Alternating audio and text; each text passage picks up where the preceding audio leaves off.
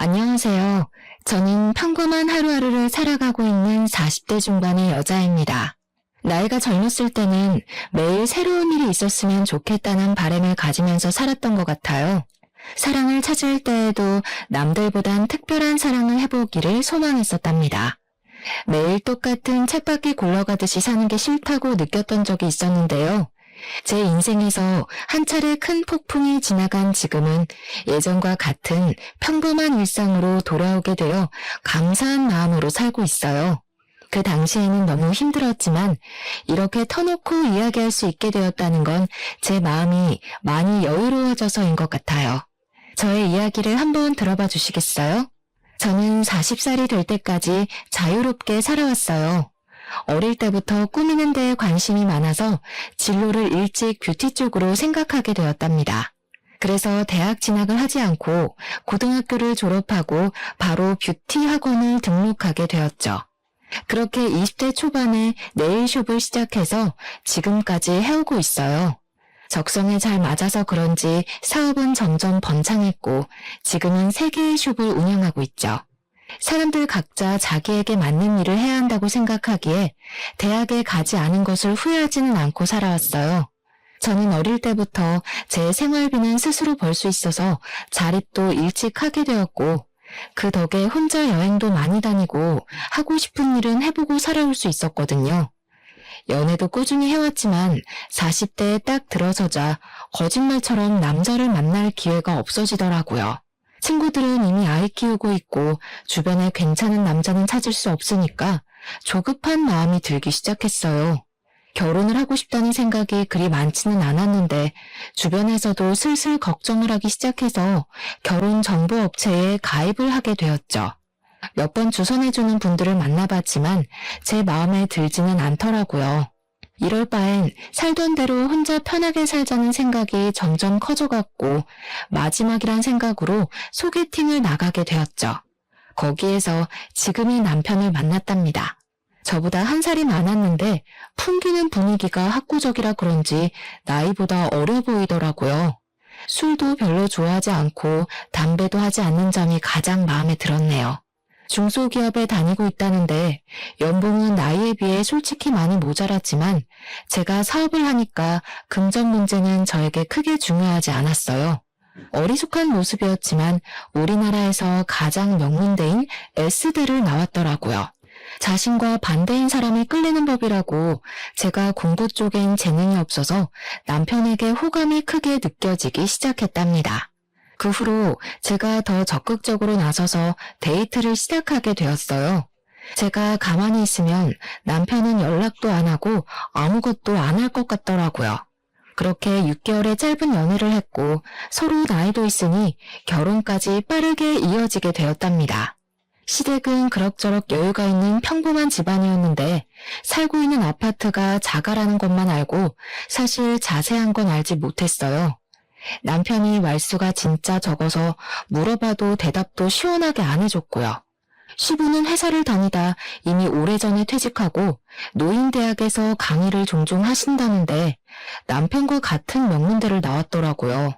그리고 시누이가 2명이 있는데 첫째 시누는 전업주부인데 남편이 의사라고 자부심이 엄청났답니다. 솔직히 재력이 있는 집안도 아닌데 어떻게 의사 사위를 돕나 궁금했었는데요. 신우도 알아주는 대학교를 졸업했는데 거기서 지금의 남편을 만나 연애를 오래 하고 결혼했다네요.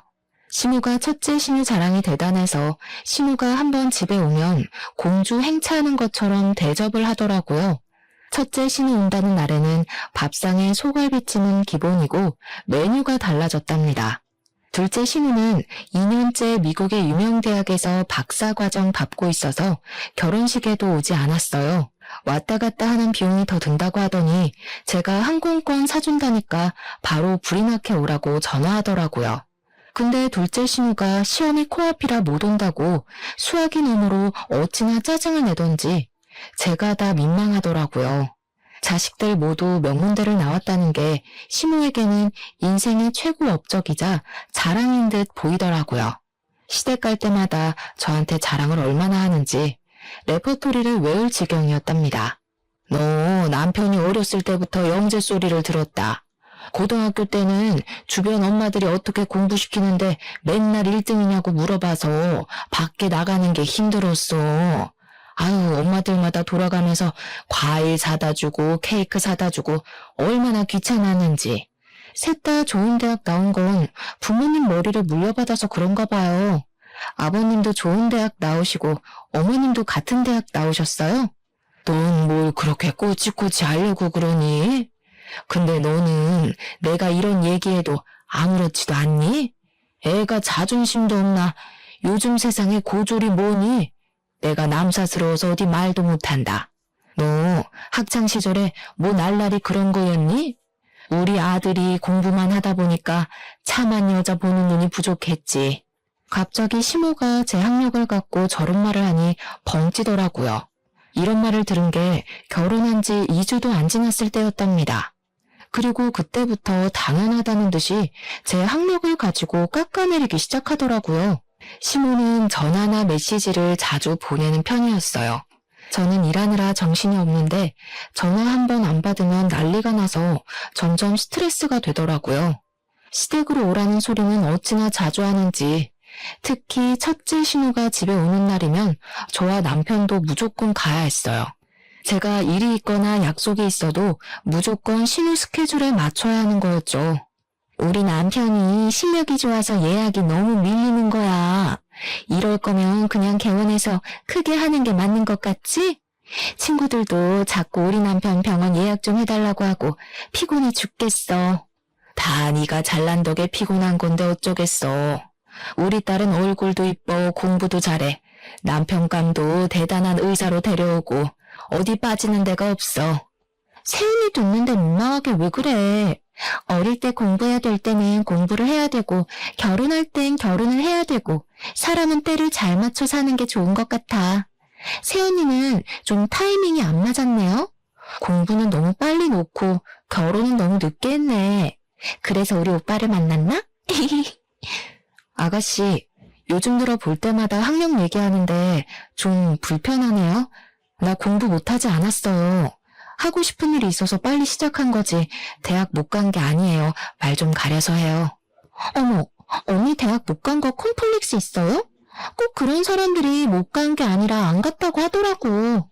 신우는 얄밉게 웃으면서 자리를 뜨더라고요. 저는 은근히 무시하는 시댁 식구들의 태도에 점점 화가 쌓이기 시작했어요. 제가 이룬 커리어가 왜 시댁에만 오면 고졸이라고 후려쳐줘야 하는지 이해를 못하겠더라고요. 저는 시부와 멍하게 텔레비전을 보고 있는 남편을 끌고 베란다로 가서 문을 닫았죠. 당신 어머니랑 아가씨 하는 얘기 다 들었지? 내가 그렇게 무시를 당하고 있으면 와서 한 소리 해야지. 어쩜 그렇게 가만히 있어? 왜 또 가만히 있는 사람 시비야? 너 고졸 맞잖아. 아니라고 하면 뭐 달라져? 솔직히 전문대도 아니고 고졸은 쪽팔린 거야. 그냥 가만히 있어. 남편이 거실로 가버리려길래 얼른 손목을 잡았는데 차갑게 뿌리치고 들어가 버리더라고요. 어이가 없어서 그 길로 바로 집에 가버리려고 가방을 들고 밖으로 나와버렸답니다.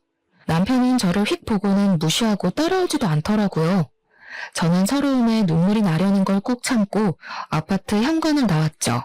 그때 언제 밖에 나갔었는지 신우와 심해부가 팔짱을 끼고 걸어오더라고요. 저는 마주치기가 싫어서 어두운 쪽으로 몸을 숨겼답니다. 두 사람이 출입구 앞에 멈춰서더군요. 저는 숨은 모습을 들키면 더 우스워질 것 같아 꼼짝도 하지 않고 있었죠. 오빠랑 세연이 와 있는데 진짜 꼴 보기 싫어. 고졸 주제에 가방은 비싼 거 들고 오고 그런다고 싸구려가 명품 되겠어? 형님, 거의 10년을 백수였던 거 다 알고 결혼한 거래? 고졸이라더니 진짜 결혼이 급했긴 급했네. 그 가방 갖고 싶으면 하나 사. 남편이 의사인데 그까짓 거 뭐라고. 사실 우리 오빠랑 결혼한 것만 봐도 어느 정도 급인지 나오잖아. 나이는 많고 갈 데는 없으니까 나이 많은 백수한테 시집이나 오고 한심해 둘 다. 아무튼 형님 내외 어디 가서 말하긴 좀 불편하긴 하네. 백수랑 고졸 날라리하니. 앞으로 가족 행사 있을 때 친척들 앞에서도 쪽팔려서 어떡해? 그래도 골칫거리였던 오빠 데려가서 입혀주고 먹여주니 다행이지. 안 그럼 계속 우리한테 빌붙었을 거 아냐? 당장 둘 앞에 나가서 따지고 싶었지만 손이 부들부들 거리더라고요. 두 사람은 안으로 들어가 버리고 저는 튀어나올 것 같은 심장을 진정시키려고 애쓰며 차로 갔어요. 남편이 10년 동안 백수였다는 사실을 전혀 몰랐던 터라 큰 충격을 받았습니다. 어쩐지 모아둔 돈이 너무 없다고 생각했는데 결혼을 하려고 급하게 회사를 들어간 건 아닌지 의심이 들었어요. 제가 수입이 남편 월급이 너무 작긴 하지만 그래도 매달 안정적으로 나오는 게 어디냐는 생각으로 너무 안일하게 넘겼다는 생각이 들더라고요. 시모가 내 앞에서 티내지는 않았지만 그동안 남편이 집안에서 어떤 대우를 받고 살았는지 알 수 있을 것 같았어요. 그래서 저를 그렇게 쉽게 무시할 수 있었던 거였겠죠. 저는 남편에게도 속았다는 생각이 들고 시댁에도 너무 실망을 해서 당분간 어떤 이유로든 가지 않기로 마음먹었답니다. 그렇게 시모의 연락을 무시한 지도 오래 지났어요. 꽃이 잔뜩 나오는 동영상이나 건강에 대한 쓸데없는 정보 같은 걸 매일 보내서 스트레스를 많이 받았었는데 아예 차단해버리니 속이 다 시원하더라고요. 남편이 주는 생활비도 이상하게 점점 줄어가기 시작하더니 한 달, 두 달 건너뛰는 일도 생기기 시작했어요. 사실 남편이 주는 돈은 한 달 살기엔 너무 적었지만 그래도 티내지 않고 내가 더 보태서 쓰자는 생각으로 살았어요. 제가 거의 3배는 더 쓰면서 가정을 꾸려가고 있는데 남편에게 싫은 소리 한 번도 한 적 없답니다. 하지만 남편이 숨겼던 과거를 알게 되자 점점 정이 떨어져서 저도 싫은 소리를 하게 되더라고요. 월급은 매달 똑같은데 왜 생활비는 매달 다르게 주는 거야? 어디 다른 데 쓰고 다녀? 쓰긴 뭘 써. 야근하고 그러면 월급 더 나오는 거고 암튼 다 달라. 넌 회사 다녀본 적도 없으면서 뭘 한다고 그래? 너 돈 좀 번다고 유세 떠냐? 말 다 했어? 한 달에 생활비가 얼마나 드는지 알기나 해? 배달시켜 먹는 것만 해도 당신이 주는 생활비 다 써. 어떻게 돌아가는지 알려고 하지도 않잖아. 당신은 맨날 먹고 핸드폰하고 자는 게 최고니까. 네가 집구석에서 밥을 안 하는데 그럼 시켜 먹어야지 굶냐? 그럼 너 일하지 말고 들어앉아서 살림이나 해. 남편한테 따뜻한 밥 한 번 차려주지도 않는 게 내가 아주 속아서 결혼했어. 진짜 사기 결혼 당한 게 누군데 이래? 내가 이런 말까진 안 하려고 했는데 당신 10년 동안 백수였다며? 난 회사 다닌 적은 없어도 내가 사업체 몇 개를 꾸리는 사람이야. 당신보단 내가 사회생활 훨씬 오래 했어. 왜 사람을 무시해? 너 그거 누구한테 들었어? 엄마야? 아씨야. 10년 아니야, 9년이었어. 그래, 너 잘났다. 대학 안 다니고 사회생활에서 얼마나 굴러먹었는지 모르겠지만 돈만 잘 버는 다냐? 예. 결혼 전엔 화도 잘 못 내고 심성이 고운 줄 알았지만 남편은 누구보다도 다혈질에 콤플렉스로 가득 찬 사람이었답니다. 자그마한 일에도 크게 화를 내고 과민하게 반응하는 게 예사였어요. 대화를 시작하면 거의 큰 소리를 치며 마무리가 되었기 때문에 우리는 서로 거리를 두며 대면대면하게 지내기 시작했죠. 저는 마음이 심란할수록 일에 더 열중했어요. 고용한 직원 수도 만만치 않았기 때문에 하루에 한 번씩 숍들을 돌아다니며 관리하다 보면 어느새 밤이 되어 있는 때가 많았답니다. 어느 날 시모가 계속 전화를 해대더라고요. 일을 하다가 핸드폰을 보니 세상에 10통이 넘게 부재중 전화가 찍혀있는 게 아니겠어요? 그리고 바로 전화가 울리기 시작했고 저는 받을까 말까 고민하다가 결국 받고 말았답니다. 시모는 지금 당장 집 앞으로 자기 좀 데리러 오라는 말을 하더니 전화를 끊어버렸어요. 시모 목소리도 안 좋은 것 같아 어디가 아픈가 싶어서 차를 끌고 갔는데 아파트 출입구 앞에 시모가 서 있더라고요. 제 차를 보자마자 얼른 조수석에 타더라고요. 전화를 그렇게 해도 안 받고 집에 코빼기도 안 비치더니 결국 오긴 왔네. 저 역 사거리에 백화점으로 좀 가. 저를 보자마자 째려보면서 말하는데 기분이 팍 상하더라고요. 제가 운전하지 않고 가만히 쳐다보고 있으니 출발하라며 삑 소리를 지르는 게 아니겠어요? 시모와 저는 백화점으로 들어갔어요. 도대체 뭘 하려는 건지 여우 같은 시모의 속을 알 수가 없어서 일단 지켜보기로 했답니다. 너는 시어머니 생일이 다 돼가는데 연락 한 번 없어? 시아버지 생신 때는 그렇게 잘 모시더니 지금 사람 차별하니? 살가운 며느리는 바라지도 않는다.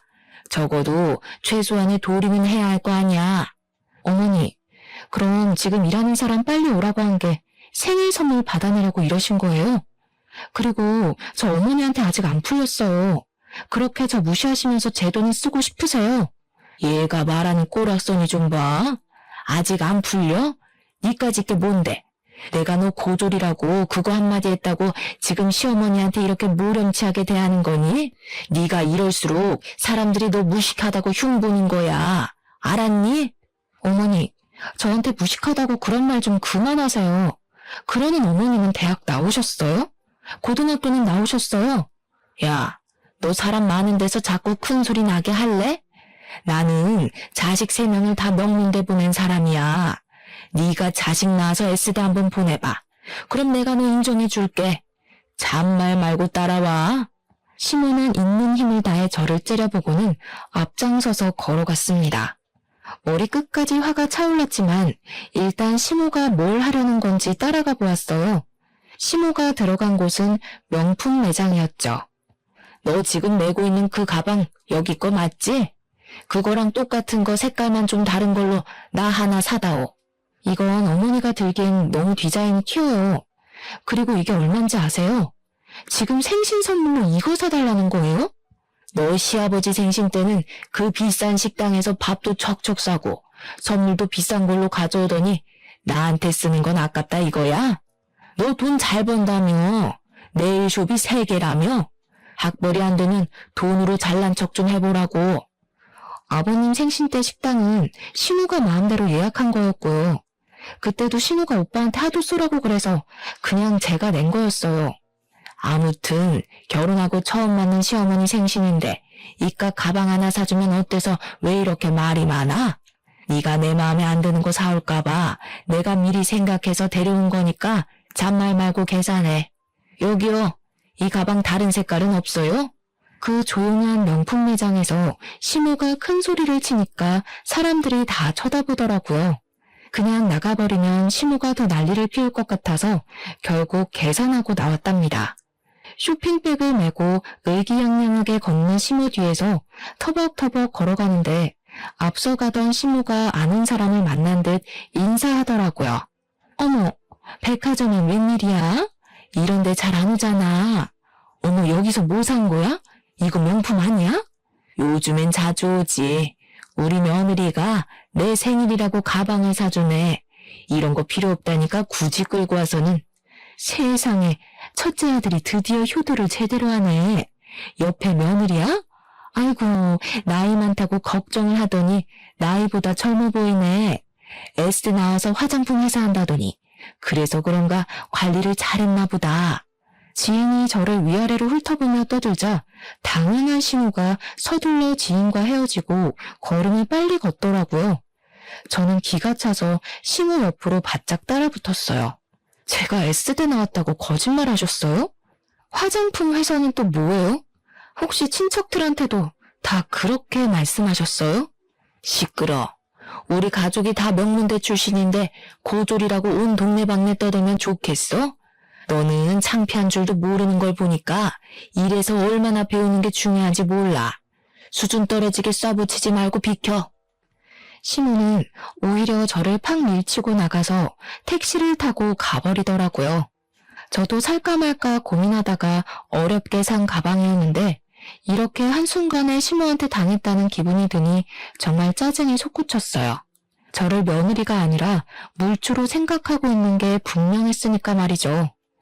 그 일이 있고 며칠 후 시모의 생일이었지만 일이 많다는 핑계를 대고 가지 않았답니다. 남편은 화를 내면서 혼자 시댁에 갔더라고요. 웬일인지 시모도 저에게 오라는 전화를 하지 않았죠. 그렇게 한참 동안 시댁의 발길을 끊었고 조용한 일상이 이어지니 좀 살 것 같더라고요. 물론 오래가지 못했지만 말이죠. 말로만 듣던 둘째 신우가 박사 과정을 마치고 귀국했다고 연락이 왔더라고요. 첫째 신우가 거하게 환영 파티를 한다면서 비싼 식당으로 예약을 했다고 꼭 오라고 했죠. 그래도 처음 보니까 얼굴은 비쳐야 할 것 같아 남편과 함께 식당으로 향했어요. 경제학 박사과정을 밟았다는 신우는 생각했던 것과는 사뭇 다르더라고요. 나이가 30대 초반인데 머리도 노랗게 염색했고 짧은 치마를 입고 있어서 사실 좀 당황스러웠죠. 미국에 살아서 좀 자유분방한 모양이라고 넘겼어요. 계속 핸드폰만 들여다보고 있길래 문제라도 생겼나 했는데 SNS를 그렇게 보고 있더라고요. 아, 새언니 네일숍 한다면서요? 앞으로 네일 공짜로 하겠네. 너무 좋다. 숍이 어디에 있어요? 근데 예약제라서 미리 예약을 하셔야 돼요. 그리고 직원들이 하는 거라 돈은 다 내야 돼요, 아가씨. 듣던 대로 새언니 좀 팍팍하다. 나는 그런 성격 별로던데. 근데 언니, 영어 잘해요? 뜬금없는 대답에 제가 멀거니 있으니까 첫째와 둘째 신우가 저를 보며 비웃더라고요. 그러더니 자기들끼리 영어로 대화를 하기 시작하는 게 아니겠어요. 저를 힐끗힐끗 보면서 둘이 어깨를 쳐가며 웃고 영어로 계속 말을 하는 게 당연히 제 얘기를 하는 거잖아요. 신우가 둘이 되니까 이제 이렇게도 무시를 하는구나 싶어 기가 차서 헛웃음이 나오더라고요. 계속 같이 있다간 안 좋은 꼴을 볼 것 같아서 식사 도중에 그냥 저만 나와버렸답니다. 남편은 비싼 밥 얻어먹느라 가는 저는 신경도 안 쓰더라고요. 그렇게 둘째 신우와의 악연이 시작되었던 것 같네요. 얼마 지나지 않아 일이 터지고 말았죠. 출근하려고 준비를 하는데 둘째 신우 전화가 오는 거예요. 다짜고짜 급하다면서 숍 이름하고 주소를 물어보더니 끊어버리더라고요. 결국은 와서 내일을 하려나 보다 싶어 그냥 직원에게 당일에 온다고 해도 받아주라고 말해두려고 했죠. 그렇게 몇 시간 후에 직원이 다급한 목소리로 전화가 왔는데 무슨 이벤트 당첨자라면서 예약을 한다는 전화가 왔다는 거예요. 저는 들어본 적도 없는 얘기니까 거절하라고 하고 끊었답니다.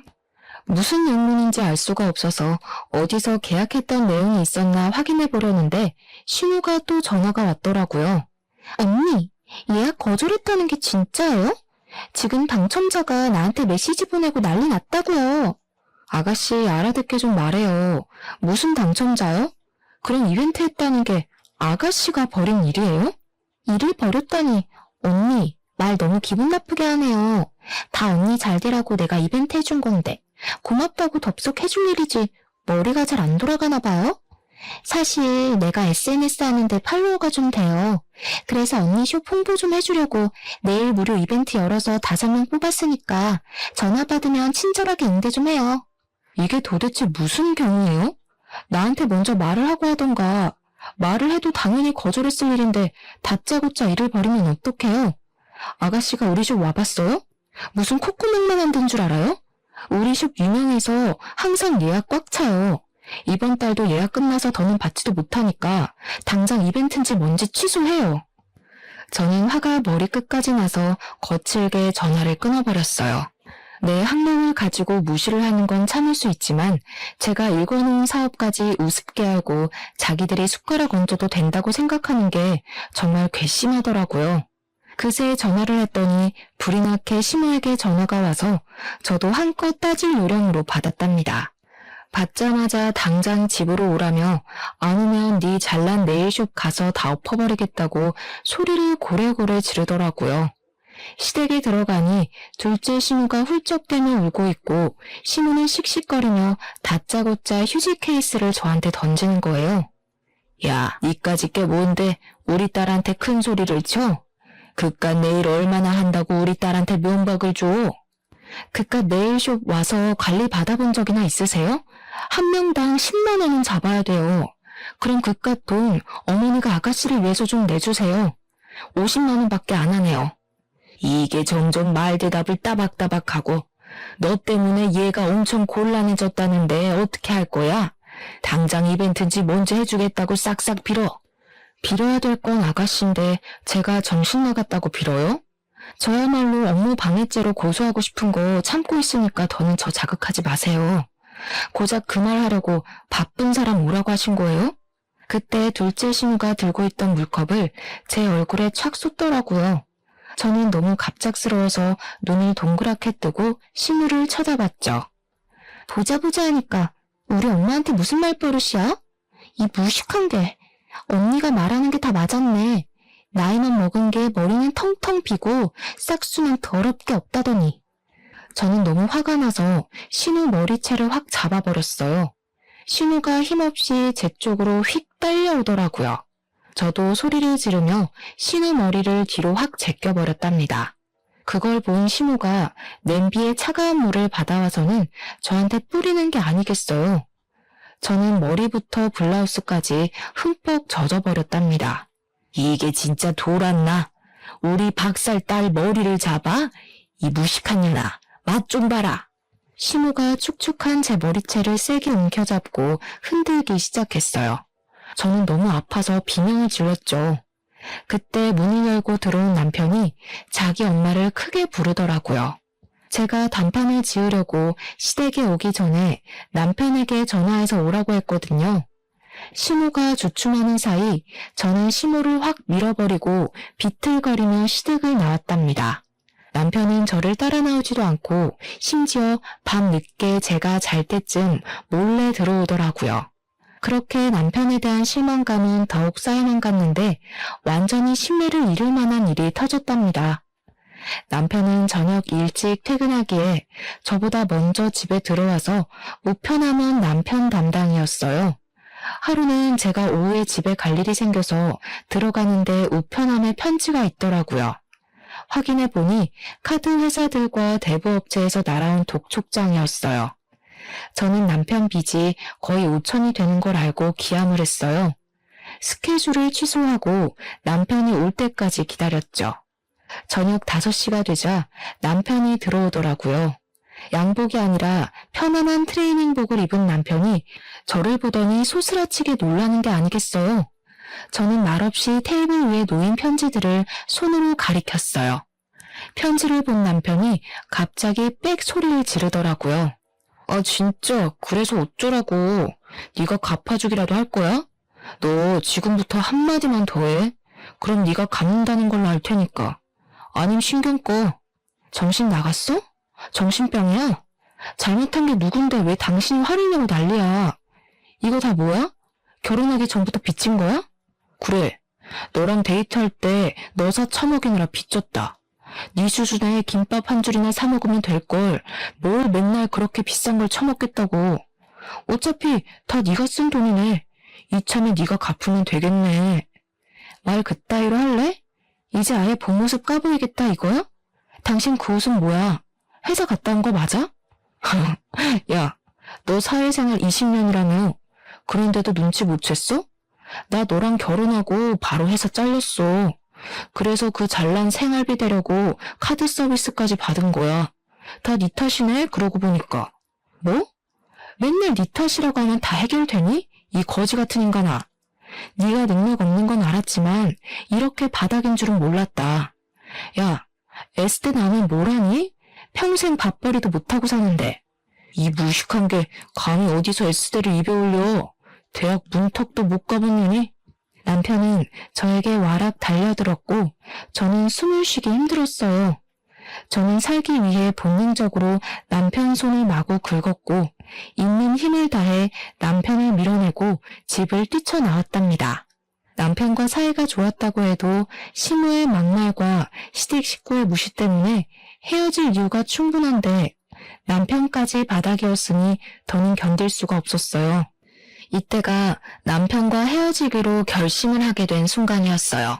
그 뒤로 저는 시댁의 발길을 딱 끊었답니다. 제가 대꾸도 하지 않으니 심심해서였을까요? 무슨 신데렐라 의붓 언니들도 아니고 쇼베의 첫째와 둘째 신우가 나란히 찾아와서 안 입고 온 표정으로 저를 보고 있더라고요. 더 웃겼던 게 신우한테 빼앗기듯이 사준 명품백을 첫째 신우가 들고 있는 게 아니겠어요. 손님들과 직원들이 다 있으니 최대한 아무렇지도 않게 상대를 해줬는데 새언니 덕 좀 보자면서 네일 좀 해달라고 하더라고요. 저는 숍 관리를 하다 보니 네일을 직접 한 지는 꽤 오래되었지만 예약이 꽉 차서 직원이 모자랐기 때문에 어쩔 수 없이 제가 해주기로 했답니다. 케어를 해주고 있는데 첫째 신우는 저를 마치 아랫사람 대하듯이 하대를 하는 말투와 행동을 하는 거예요. 평소에 서비스 직군 사람들에게 어떻게 행동을 하는지 딱 알겠더라고요. 뒤집어 엎고 싶었지만 직원들 눈이 있어서 꾹 참았죠. 내가 평소에 하는 데보다 못하는 것 같은데? 새언니 실력이 이런데 장사는 꽤 잘 되네. 위치가 좋아서 그런가? 역시 병원도 목이 좋은 데다가 해야 돼. 어디로 할지 머리가 아프다니까. 형부 병원 크게 개업한다면서 어디다 하려고? 우리 집 근처에 사면 가깝고 좋잖아. 한 층 다 빌려서 하는 거야? 넌 형부 그릇이 그것밖에 안 될 것 같아? 층수 낮은 건물 통째로 차리려고 알아보고 있어. 친정 동네는 너무 후지고 좀 돈 있는 데서 해야 잘 되지. 아, 지금 알아보는 데가 세연이 친정 쪽인 것 같은데? 그래요? 나도 친정 쪽에서 숍 하나 더 내려고 찾아봐서 그쪽은 꽤 잘하는데 괜찮은 데 많죠. 콧구멍한 숍이랑 병원이랑 비교가 돼요? 세연이 은근히 자랑질 많이 하는 거 알아요? 무식해 보이니까 좀 고쳐요. 가족이니까 이런 말도 해주는 거예요. 저는 신우들을 빨리 보내려고 참을 인자를 새기며 내일을 마무리해 주었어요. 역시나 예상했던 대로 돈을 안 내고 가려고 하더라고요.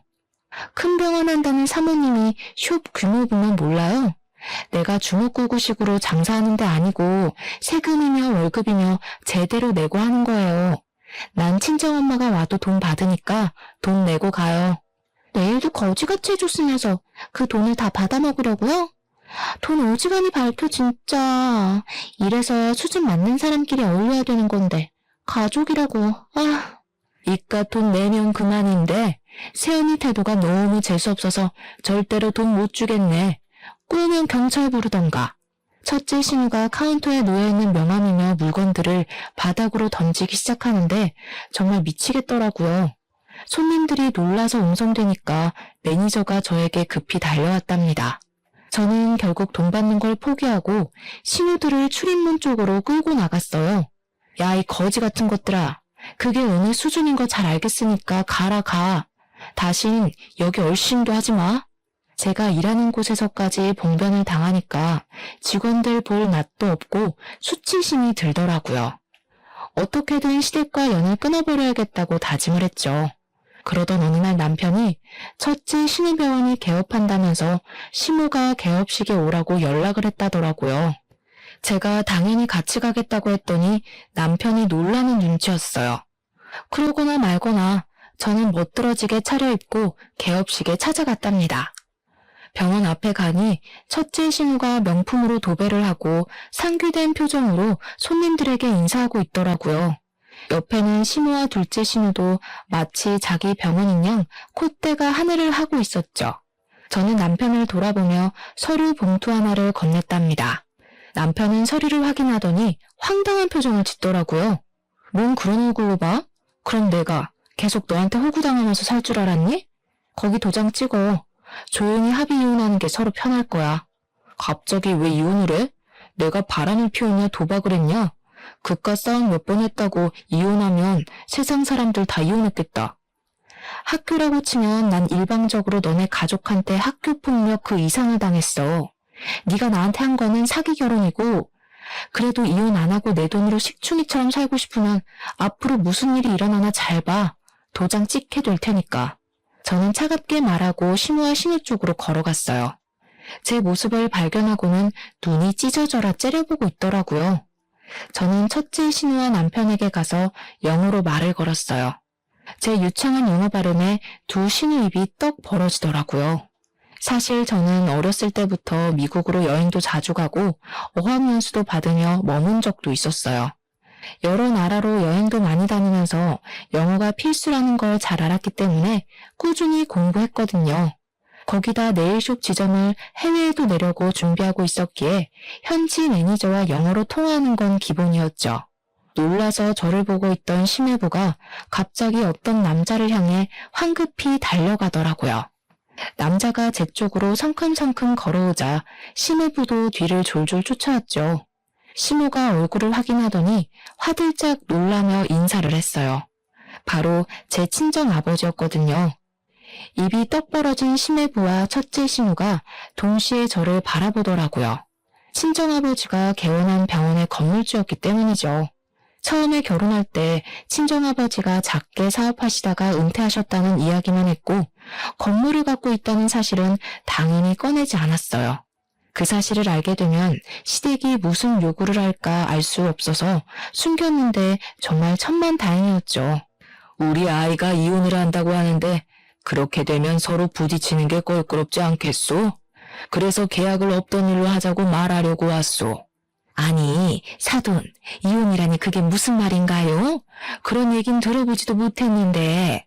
근데 진짜 여기 건물주예요? 아니, 인테리어까지 다 끝낸 상태인데 건물주 마음대로 계약을 파기라뇨. 말도 안 되는 얘기입니다. 법적으로 대응하겠습니다. 그동안 있었던 일 우리한테 다 들었습니다. 남의 귀한 딸 데려다가 호구처럼 부려먹고 무시를 하다니 제정신입니까? 싹 다 고소해버리려는 거 참고 있으니까 조용하게 처리합시다. 그리고 법대로 할 거면 계약서나 다시 읽고 오시던가. 낡은 빌딩 싹 뜯어고치느라 몇 억이 들었는데 지금 무슨 개소리야. 당신이 건물주면 다야? 진짜 그 아버지 그 딸이네. 우리는 절대 못 나가니까 경찰 불러 경찰.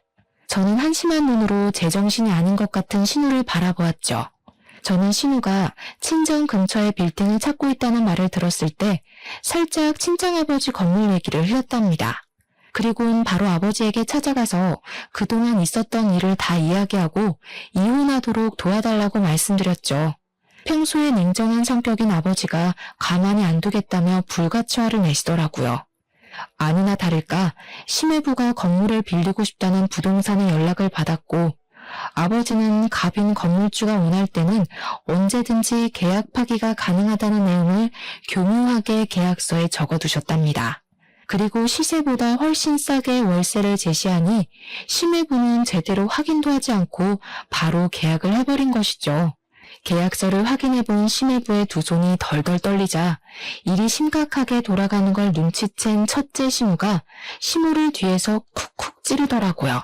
사돈, 뭔가 오해를 하신 모양인데 가족끼리 다툼이 좀 있었던 건 맞지만 그렇게 심각한 건 아닙니다. 화를 좀 푸시고 천천히 대화를 해보는 게 어떠실까요? 예, 그동안 마음 상한 게 있었다면 내가 사과하마. 어떡하죠?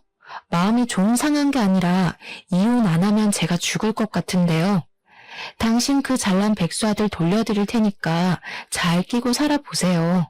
그렇게 미안하시다면 무릎 꿇어보시던가요. 얼굴이 파래진 심우가 첫째 신우를 돌아봤는데 심우 눈이 싹 피하더라고요.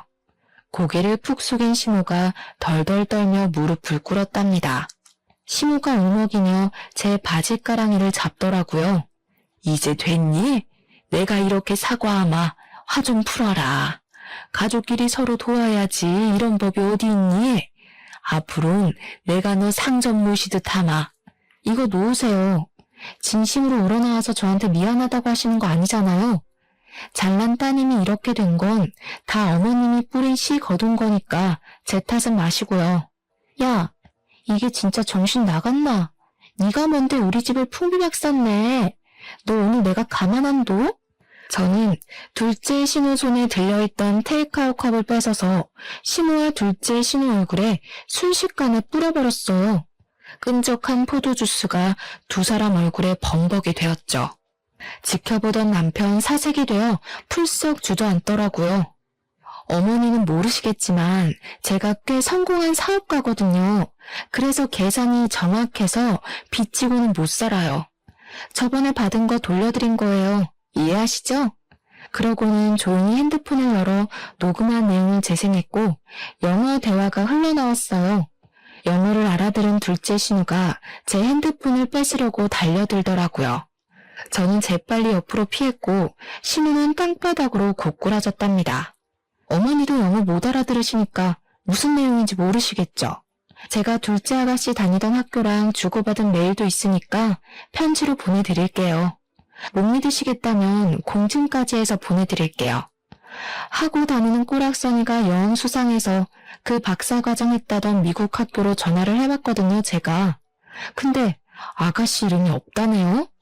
저는 혼이 나가버린 시댁 식구들을 남겨두고 돌아섰답니다. 남편은 어떻게든 이혼은 안 하려고 했지만 저는 소송 이혼으로 완벽하게 이혼할 수 있었죠. 남편이 한 푼도 없었기에 정신적인 피해 보상이나 위자료는 받을 수 없었지만 저를 갉아먹는 시댁과 깔끔히 정리가 된 것만으로도 다행이라는 생각이 들었어요.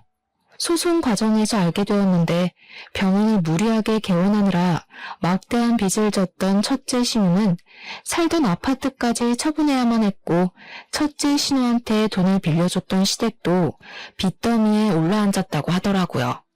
전 남편은 여전히 백수로 지내며 늙은 시부모에게 빈대부터 살고 있고요.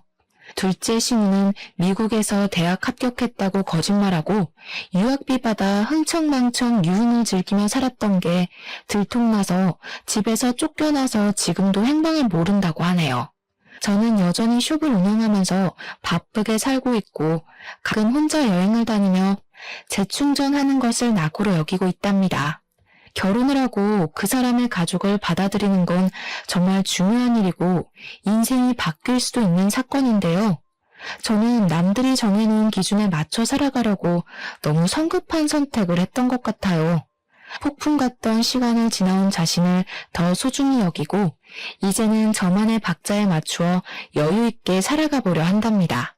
여러분도 제 사연을 듣고 현재의 일상에 더욱 감사하는 마음을 가져보셨으면 좋겠어요. 들어주셔서 감사합니다.